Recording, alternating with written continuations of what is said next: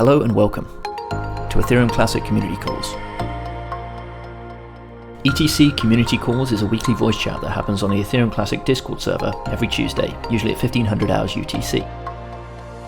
The content of these calls is decided by the ETC community. If you'd like to contribute, you can join us on Discord at ethereumclassic.org/discord, and you'll find us in the Community Calls channel. If you'd like to help spread the good word of Classic, make sure you comment on this video, like it, subscribe, share, and hit the notification bell. Thanks to all involved in contributing to ETC. Okay, welcome to Ethereum Classic Community Call number 17. This is the 15th of March, 2022. This week we have an open agenda. It's a free talk where people can bring up ideas, discuss any topic that's on their mind. So why don't we kick things off by saying hello and welcoming who's on our call this week. We have Widdergarten. How are you? Yeah, I'm good. Progress with Soteria is good. You got lots of clients in the last few weeks, and things are building up. There's a little bit of drama because we pulled out of Classic Swagos, and everybody thinks that it was some evil thing, but it was a very amicable breakup. So very interesting to see people lashed off on Twitter a little bit. So I have a tentative agreement with Classic DAO, so I actually want to hear from him today so that we can get an idea of what like his plan is, because it's risky to make a DAO on ETC, but if you can pull it off, that's gonna be big. Yeah, that's. I think there's a few teams trying to do the DAO, so it would be nice to have some competition there. And yeah, hopefully you can join us on the call to explain. I've seen the Classic Swagos app/project in the sort of Twitter sphere, but haven't really looked into it in detail. Is that something that's been going on for a while? Yeah, they've been doing it. Well, I was part of their team almost from the start. When their lead dev started getting all greedy and stuff, they had to get rid of him, and I basically just took over and started like doing the majority of the project. So, but that they launched, I think, some end of January, something like January 25th. I think for me, it's definitely because I have my profile picture as one of these guys, and I changed the background to support the Ukraine, the war, against the war in Ukraine. Sorry, lashing out.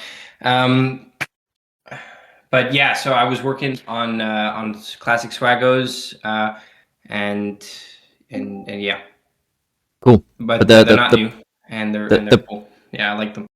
And the project's still going, I guess, so you can still mint. And, yeah. They're gonna find someone else to do their new. They have a new baby Swagos thing coming up, so hopefully, I wish them best of luck with that. Cool.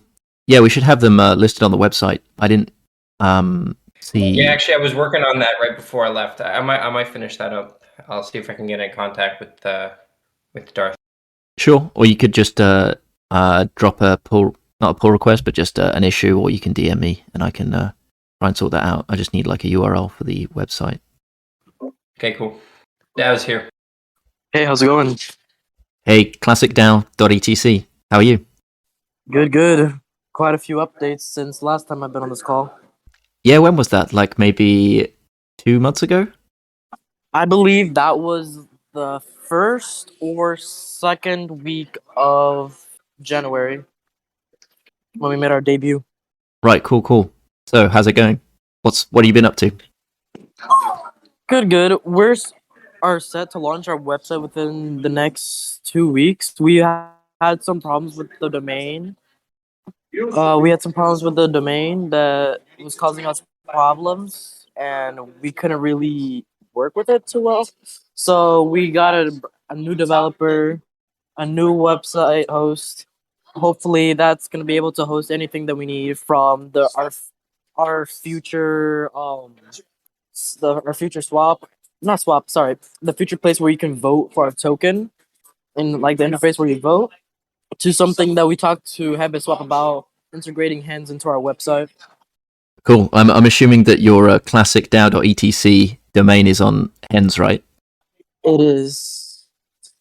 Cool. For the For those listening, Hens is Hebe, or I don't know how to pronounce it, Hebe, Ethereum name Yeah. service. How do you pronounce that? Yeah. I think it's Hebe. I'm not sure though. Okay, we could probably confirm from them. But yeah, cool. So in terms of Classic DAO, what is the what are your aims with this? I'm sorry, could you repeat that? Yeah, so what are you trying to accomplish with Classic DAO? What's the goal? So there's a few things. One of them being that we launched a DAO that funds future projects on Ethereum Classic. Another is that we plan to open a mining facility that all people who own their tokens, who own the token CLD, which is our future token for Classic DAO, will receive a small percentage of the revenue each month, and so on and so forth. Cool. Is the website launched yet? Not yet. It's probably gonna be a launch within the next week or two, and it's gonna show a whole it's gonna be a pretty interesting thing. Cool. And will that website be like a DApp that you can interact using MetaMask? It will be, because you'll connect your MetaMask to show the amount of tokens you hold, representing how many votes you have and whatnot. Awesome. Sounds exciting. It will be like the first real DAO on Classic. Apart from the DAO, the original the DAO that failed. Yeah, wasn't there also technically you could call it Saturn DAO? Yeah, that's right. Sorry. I kind of missed out on that whole Saturn DAO period, and I guess it doesn't exist anymore. So I guess the first Yeah, I hope. the first Classic DAO.etc. and this new kind of wave of the ecosystem that's happened lately. Yeah, with more movement and that with more movement within the ecosystem, we thought it'd probably be best to try work something here, something for the long term. Awesome. Are you planning to do a crowdfund / raise? Yes. Speaking of that, me and we're working together. We're soon to have a token launch for Classic DAO. It's gonna The initial offering is probably gonna be somewhere in April, and then later on, come May, is when the DAO might launch. Okay, great. Best of luck with that, and please do keep us updated on this call, and we can blast out to our listeners. Will do. Thank you. And Weddergarten, you mentioned there's you have a good number of clients with your auditing venture. Is that right? Well, it sort of morphed from auditing, because we did initially go and approach them to audit their smart contracts, but then we realized that they just don't really have, the development aspect for the smart contract. So I was like, okay, why don't we just make it so that we just kind of take over part of their project to help them to create it. So I have let me get it here. So we have one project that I cannot name, but has to do with one person that I fired while making Classic Swap. So that's that. I'll talk about that on a future call for sure. We're just trying to make sure we have stuff done. Classic DAO. So we have like a tentative agreement. We have not begun work yet, but it should be within the next week, hopefully, and we can get to work. I'm personally going to be working mostly on the crowd sale. And my team will be finishing off the user interface for the whole crowd sale and everything like that. So we'll make sure that's as good as it can. And so we used to work now with Classic Swagos. So I talked about that earlier. And then Classic Grays, I also been working with them. Things are a little slower nowadays, but I hope that we can get the ball rolling again and continue development. And then there was also, what was that other guy? Patient Money, his project that had to do, I think it was called Classic Rewards. It's launching on Binance. So I'm working with him on the ETC portion with the smart contracts for his NFT and all that stuff, and the IPFS interplanetary file system uploads. There's a lot of stuff. There's a lot of little things that come when doing this. So we're not doing auditing. I mean, we do make sure that we do audit the contracts that we use, and we make sure to release that. We're working on a website right now, so hopefully we can get a website up soon. So that way I can have all of the stuff in like one place so that everyone can go and see that. But in terms of viability, it seems that people need help with the blockchain aspect of their projects. It's kind of rare to come upon. So to have someone like our team of 4 people now approach them and offer to help with stuff that they don't even understand, it tends to work out. So we're happy with the position that we're in today, and we hope to grow. I hope to grow it into a larger ETC outside of ETC project, and then release some projects within Soteria to benefit the projects on ETC right now. I don't want to go too much detail because there's nothing confirmed, but we're working on NFT staking. Nice. That sounds interesting concept with the NFT staking. And if you have any links or anything that you wanted to share, let me know and I can put them in the show notes. Perfect. Thank you. I see that Xenos Gray is in here. I don't know if he's going to be able to turn his mic on, but if he wants to talk about Classic Rays, that'd be a good time now. Xenos, you there? Doesn't look like it. So Mystique was happened when? A few weeks ago, right? Yeah, that was on last month, a month today, pretty much. A month. Okay, cool. And what's next? Are there plans for another upgrade? I'm sure there is. Right now, I am not sure about what the next hard fork is going to be. I'm assuming that maintaining compatibility is still on the roadmap. There's been some movement on the SHA-3 debate, and that movement is basically now Bob Summerwill of ETC Co-op is championing the SHA-3 proposal in lieu of Alex, and I believe Bob's current position is that it should be on hold until later this year to see what happens with Ethereum post-merge, if that ever happens. I did have something to talk about that later on. I'm starting to doubt that's ever going to happen as well. Yeah, there's potential problems with proof of stake, and there was an article that landed this week or last week that a research article about some problems with Ethereum proof of stake in terms of vulnerabilities, and obviously it's super complicated. There's potentially loads of different attack vectors, so it might be one of those things that just gets continually delayed. But yeah, so SHA-3 is kind of on hold for now, and it's not going to be pushed for at least until like Q3 of this year, I would assume. But that's just my impression. I don't know for sure.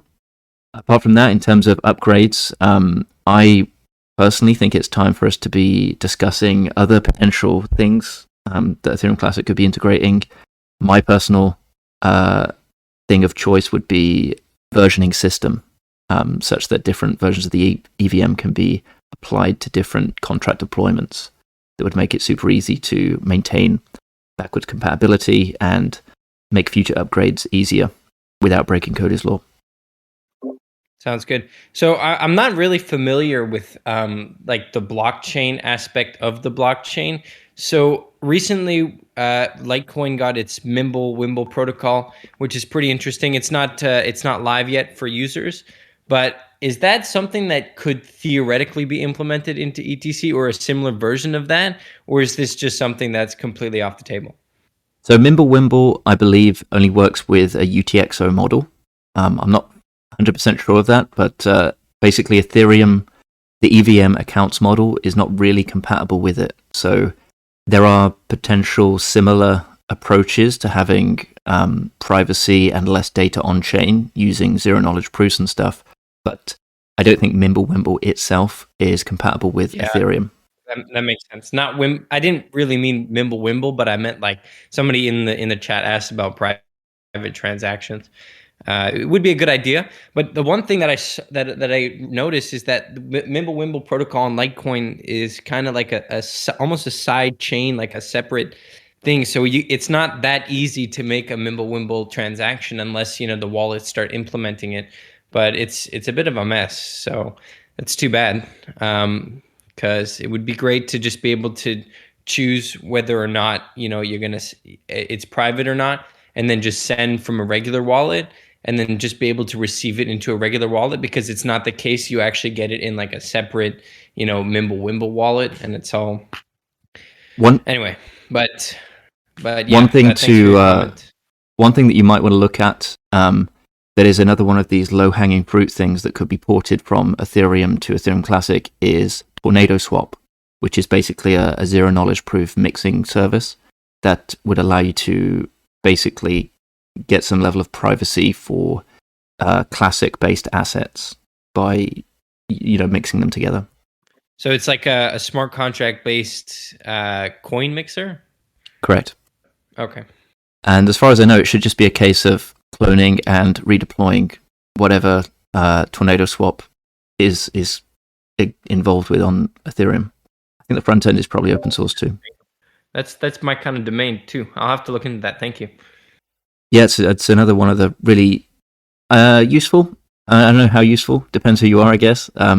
But the more people that use it, the more useful it becomes, because if there's only like a handful of users, the anonymity set is kind of small. So the more people that use it, the more useful it becomes. And the easier it is to use it, the more people that will use it. So that's another hurdle. Anyway, I'm gonna hop off the call. Thanks everyone for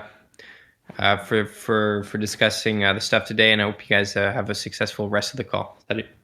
Cheers. Have a good week. If I do get a second, something else I'd like to mention. I didn't get to this earlier, but to get some initial funding for Classic Dub before the crowd sale, I've initiated a NFT that we're gonna sell to help raise funds for the project. Sorry, could you repeat that? Yeah, as I was saying, so for Classic Homeless Society, we're before the crowd sale and any of the funds that we gain from there, we are working also on an NFT project that is going to fund our marketing campaign and how we are going to work with Wettinger and Soteria. Our NFT project is gonna have a purpose, unlike some of the NFTs here that are just either copies of others from Ethereum, or just NFTs that don't have anything like out there that they haven't put forward. Okay, cool. So this is like a kind of cross between a crowd sale and an NFT auction, I guess, or minting session. I'm not really sure what it's called. Yeah, somewhat. It's like the NFT sale is gonna happen before the launch of our initial token sale. That's an interesting concept. Definitely something that we should track on in future. Sounds good. For this, what kind of NFTs are you planning? It's gonna be another like picture. It's gonna be like pictures of stuff, but I don't know. Sorry about that. Personally, it's a project I'm working on. I don't know if people agree the person who I'm working with the NFT project. What they do is none of what has nothing to do with me. But have you guys have heard of Classic Homeless Society, correct? Personally, no. I'm not really following the NFT stuff on Twitter. All right. So I'm working with like some people from the Bored Ape Yacht Club on Ethereum Classic and Decentra, which I've heard a lot of people don't like him here. He's a scammer. I haven't really gone into how's he a scammer? I've never really gone into detail or anything. I got scammed. Not really questioning anybody about it. One ETC on some petty shit, so that's why I didn't work with him. sorry. The only thing I'm doing is just working on an NFT project, and I'm using the funds I get from there to focus on the DAO. And then I'm also working with two developers from, as I said, the Bored Ape Club on Ethereum Classic, Malad and Zarvin, to help develop everything else. Our thing's gonna be mainly focused. We're gonna be it's like towards like homelessness. Funds are gonna be focused towards the like homeless charities, whatnot. We plan to launch our own token with it. Have some events, and we're actually announcing things before we launch, unlike some other projects that I've seen. That's awesome. This is the first kind of real world sort of helping DAO that I've seen on Classic. I guess it's kind of like a charity effort, right? And I was gonna say, I was hoping next year. So you know how there's Bitcoin 2022, right? I'm hoping with between now and next year, there's Ethereum Classic that we're able to hold Ethereum Classic 2023. Yeah, we were talking about that on a previous call, I think. Trying to figure out where that would be located. In the Bitcoin one is Miami, right? Yes, it is. I plan to attend that and see what I can learn from there from people. I also think that a Bitcoin conference would be a good sort of sister. I mean, if Ethereum Classic conference was a sister to Bitcoin 23, then that would be a good idea. I think it's the right kind of mix of people. Yeah, that could bring a lot. That could bring a lot of exposure to the blockchain as a whole. Do you know what month that's in? It is in April. I believe it is April 22nd. I have to verify that. Okay, cool. Yeah, I think we should definitely be looking towards doing something like this. And it doesn't really require that much organization, I think. It doesn't, I mean, we could try and hire a venue and stuff, but it doesn't really have to be like that. It could just be a kind of casual sort of meetup as opposed to a proper event with tickets. Yeah, that's something we can people in the community could work out. Only time will tell how it goes. I guess to segue nicely into the next topic that I had lined up, which is about proof of stake. Having a conference with the Bitcoin community, we would share the belief that proof of stake is probably not the best option going forward for a number of reasons. Are you with us? Are you with us this week, Werner? I see you in the chat. Yes, I'm here. How are you doing? Good, thank you. I'm assuming you're favorable towards proof of work over proof of stake, right? Yes, of course. Though I'm not sure if the proof of work will really have a basically an infinite future. I would suspect that we may see some external pressure coming, pushing crypto more and more towards proof of stake because of our environmental concerns. And so that might eventually force everyone to move to proof of stake. But I don't know how fast this would happen. I mean, there have been a push in Europe, basically prohibit anything that comes from proof of work. But fortunately, they saw reason before deciding on something like that. Yeah, I saw that. I guess everybody will also be very interested in following what happens on Ethereum, what their experiences are, because that's finally a really big coin that is changing, and attackers who might have found some way to abuse a proof of stake system, they might just holding back until something really big comes to make it really worth their effort. So I guess this will be a very interesting experience. So hopefully we will have proof of work for a good while, because I mean it's something that's proven. It works. We know the risks. We know what we can do about them. And proof of stake, there's still a lot of unknowns. And given that there are huge amounts of money riding on that, it makes perfect sense to be conservative there. But I would expect that in the long run, in terms of several years, there will be more and more push towards making life difficult for proof of work. But we'll have to see how this pans out. So that's my general impression of how things will go. Yeah, I tend to agree, and I think that proof of work blockchains are definitely going to be, well, it's already evident that they are under increasing regulatory pressure. But I think that's primarily because proof of work blockchains are more censorship resistant. And because they are that, then they become bigger targets. Like proof of stake chains, I don't think represent a real threat to existing institutions because they can be quite easily captured by essentially financial manipulation. So obviously it's in the interest of the incumbent institutions to get rid of any proof of work competition because they can't control it. But that being said, I think the nature of power distribution geographically means that proof of work blockchains are never going to be fully able to be stamped out because different jurisdictions, because of different states having sovereign claims to different geographies, unless there's like a one world government that controls every geography, it would never be able to fully remove the ability to mine, full stop. So whether it gets driven underground or it becomes just more difficult, I think it will always survive in one way or the other.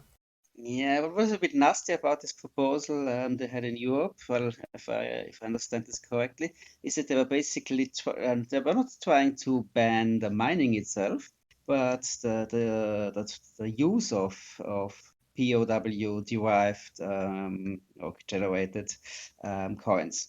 So you could still mine somewhere.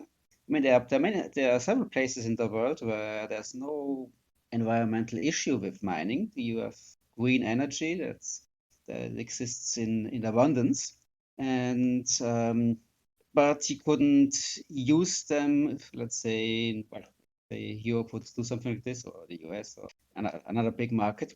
Then you couldn't use them there to change it for something else or to do any other operations with it. So that would be sort of a second level risk. And of course, you have those places where they simply say, no, we don't want any POW mining in our country, and if you build a farm, then they will go after you. So that would be sort of the first level. So you have risks on various levels. And yes, what the ultimate motivation is, whether it's really the good of the planet or if they're just concerned about staying in control, that's again a separate area. Yeah, you make a good point about that in terms of the mining and the use of the currency being separate things. But I feel like the use part is much more difficult to regulate because if you're like an EU citizen and all of your activity is done on a server in some other country, then it's going to be really difficult to, if you're not actually doing anything wrong in that jurisdiction, then it's also undetectable. But unlike with mining in a factory, it's pretty difficult to hide that. Yeah, it depends on what you're doing. I mean, if you say putting your savings into crypto on some wallet, then it's pretty much anonymous. So not much can be done to you with that. But if you then decide to use your savings and say buy a house, then you need to convert this into something that the seller will accept. And if the seller is in one of those restricted jurisdictions, then they couldn't accept your forbidden coin. And you may not be able to exchange your coin for something you can use, because then your money would basically be tainted.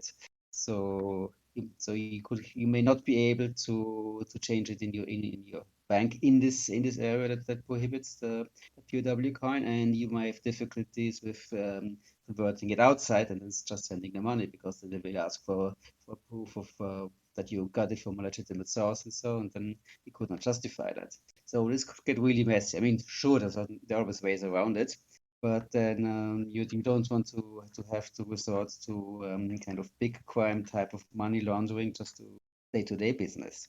Yeah, that would get very complicated and difficult to track, I guess, because it would kind of require every exchange to ring fence different types of currencies. So, like, you would not be able to trade your green coins for your dirty coins, because then, as you said, it would be tainted and be no longer allowed to be used in Europe. But then that would be true for the entire provenance of all the coins, including, like, if you ever owned Bitcoin and then you traded it for some, I don't know, proof of stake coin, then, oh no, this is from dirty money, so it can't be used in the EU. I just think it's like, regulatory wise, it's going to be extremely difficult, and it just creates a massive incentive to find ways around that sort of approach. But we will see. I guess for now, as you said, the regulators saw a bit of sense and haven't shot themselves in the foot, because realistically, it's not really going to protect individuals at the end of the day.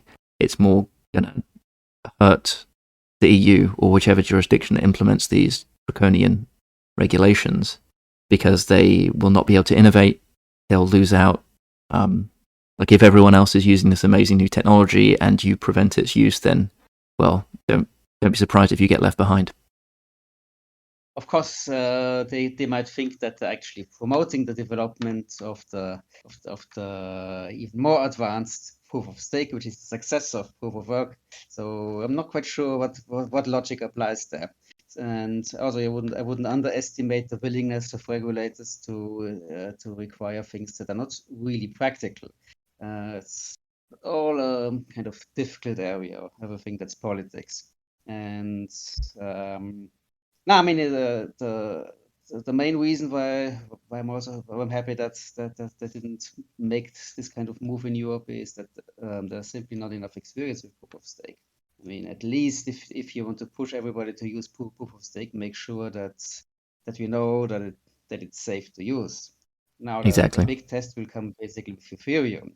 It will probably take years till we will have seen the most common attacks, the most common problems. I mean, there could also be issues that are not based on attacks, just the system failing for some reason or having some instabilities and so on, and or that it's getting in the way of some improvements you need to make on the network. And so there can be lots of issues, and it would simply be important to move ahead with a big change like this before you've established a little bit of experience.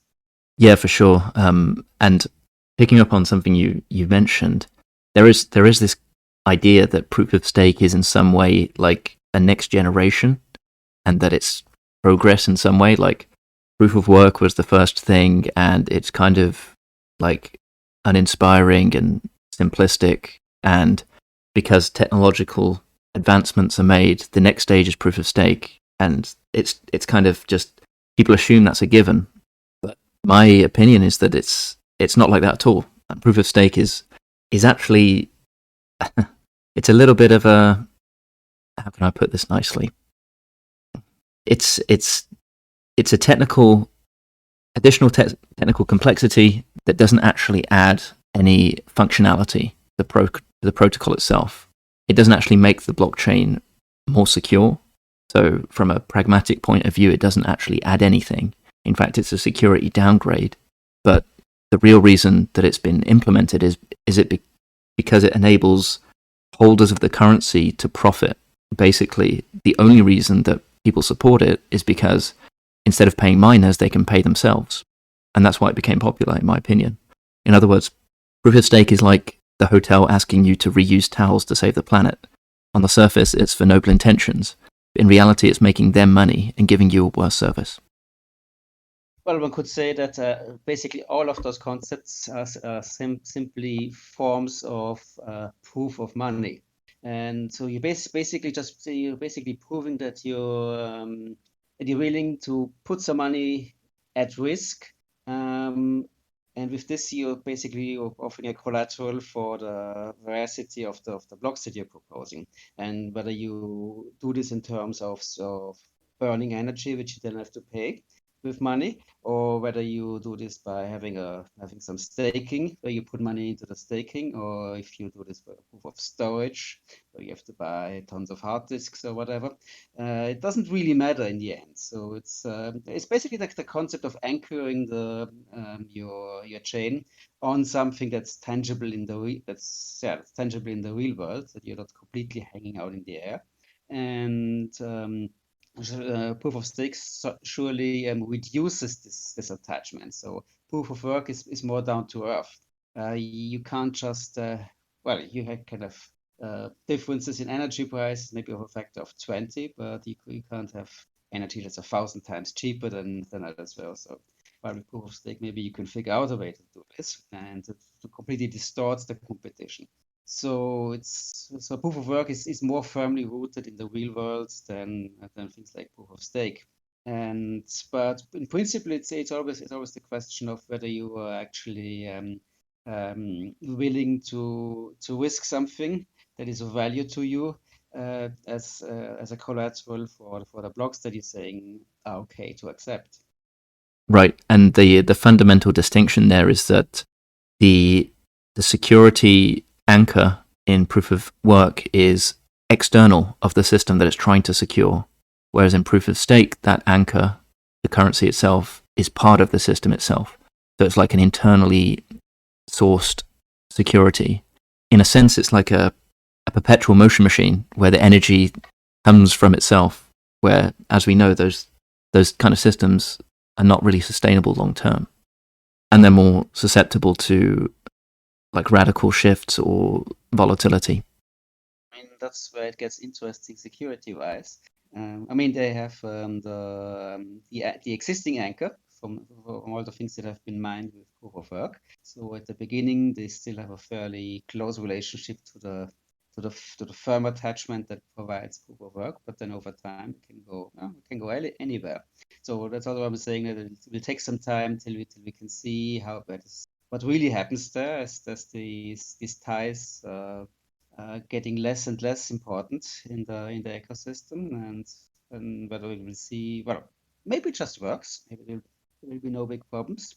Maybe Ethereum will crash a week after the merge. Maybe people will come up with fancy new ideas, fancy new attacks in the months and years that follow. It's completely open, I'd say. Yeah, I do wonder if from Ethereum mainnet's point of view, Ethereum Foundation's Ethereum's point of view, is it a worse outcome to cancel proof of stake and just stick on proof of work, or is it a worse outcome to try and do proof of stake and have it fail and then be forced to go back to proof of work? I mean, both scenarios are bad, but I guess in the latter, at least they attempted to do it, and they can say, "Oh well, we tried, but it didn't work, so now we're back on proof of work." In terms of face saving, I would say there's no way for them not to do proof of stake. It's just a question of what will the adversities they will have to deal with and how they will react. I mean, they're already good at rolling back things, right? So maybe they will do this a few times.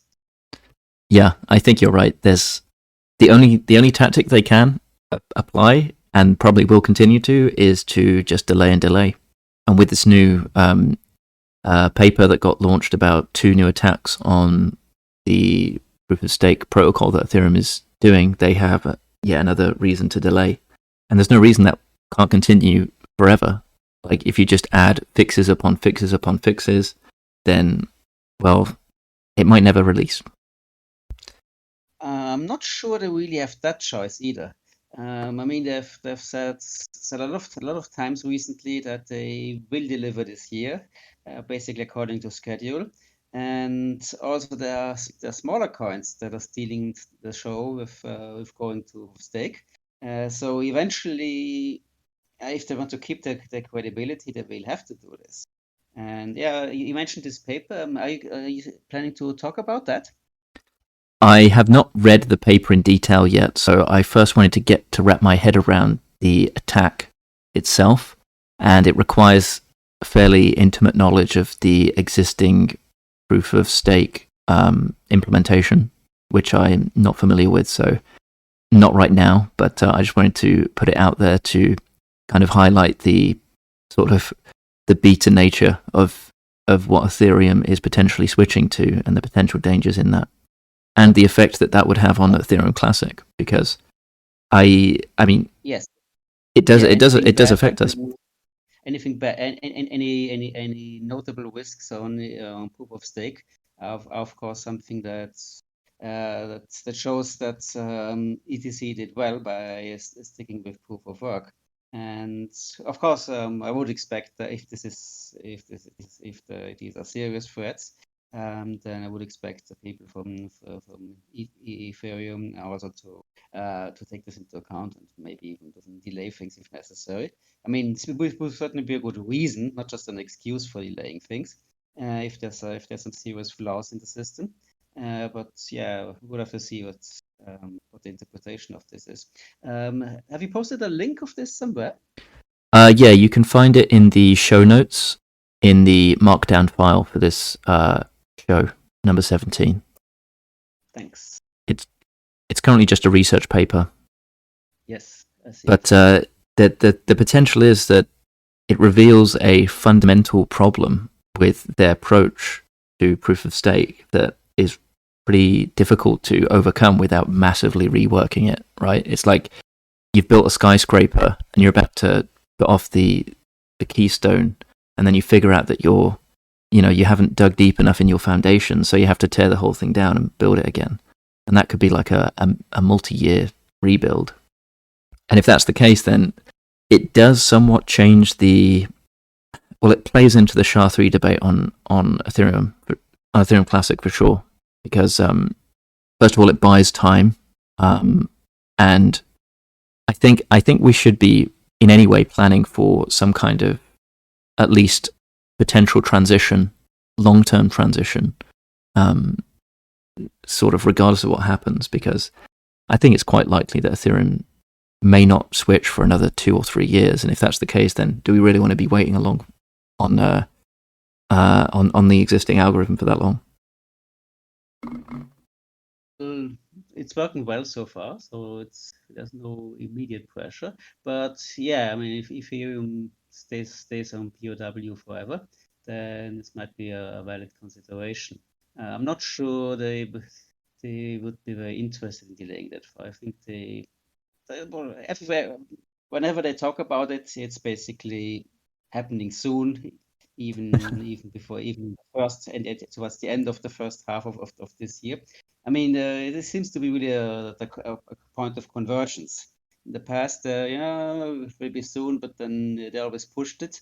But they seem to have reached a point where they don't want to let it slip for some more time. Of course, if there's some major issue that requires a complete redesign, that would be a different thing. But well, we'll have to see. Have to see what their reaction is. I mean, they have all the people who thought about the design and the theory behind it and so on, how they interpret this paper. And of course, if there's a major issue, then this thing might drift by a lot more than anybody's happy with. But if there's some quick fix, or if they say it's something theoretical that will never happen in real life, then things might still proceed as planned. Not sure what the impact will be.